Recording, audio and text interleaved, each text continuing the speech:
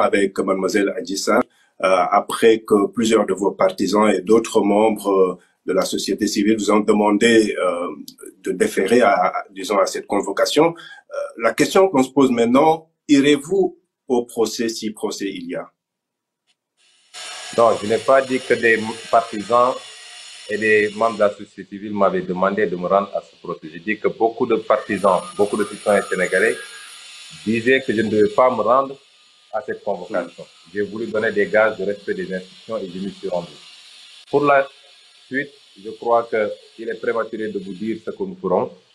Nous discutons avec tous ceux qui sont autour de nous, que ce soit les avocats, mais également les parents, les militants et les sympathisants.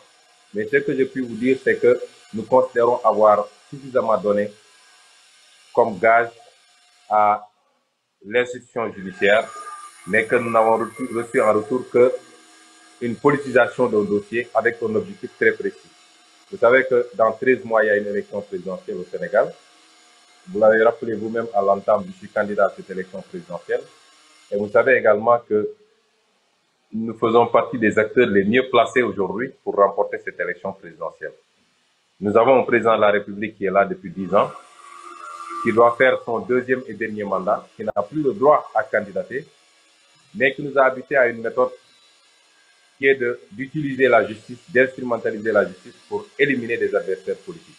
Monsieur Sonko, vous dites que ce procès est politique. Est-ce la raison de ce rassemblement que vous avez organisé ce week-end dans la banlieue dakaroise avec ce meeting de Keur Massar? Est-ce que, autrement dit, vous avez décidé d'apporter une réponse politique à cette affaire? Évidemment, je préciserai d'abord que ce meeting avait été prévu avant même que le juge rende son ordonnance. C'est la semaine dernière que nous avions décidé d'organiser ce meeting et qui s'inscrit dans le cadre de nos activités politiques ordinaires et que nous avions en conséquence déposé pour les formalités administratives. L'ordonnance du juge est intervenue 4 ou 5 jours plus tard et nous ne préjugions pas que l'ordonnance allait échoir et qu'il allait comporter les termes qu'elle comporte. Ceci dit, depuis le début de cette affaire, nous avons toujours apporté une réponse politique. Nous avons toujours dit que c'est un dossier politique avec l'instrumentalisation de la justice sénégalaise. Et nous avons toujours apporté une réponse politique. Rappelez-vous, il y a 2 ans, nous avons appelé les Sénégalais à dire non.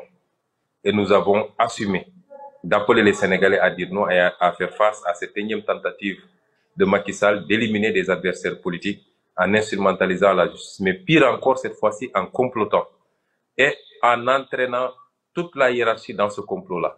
Dans ce complot, on a cité des autorités, de hautes autorités de la gendarmerie.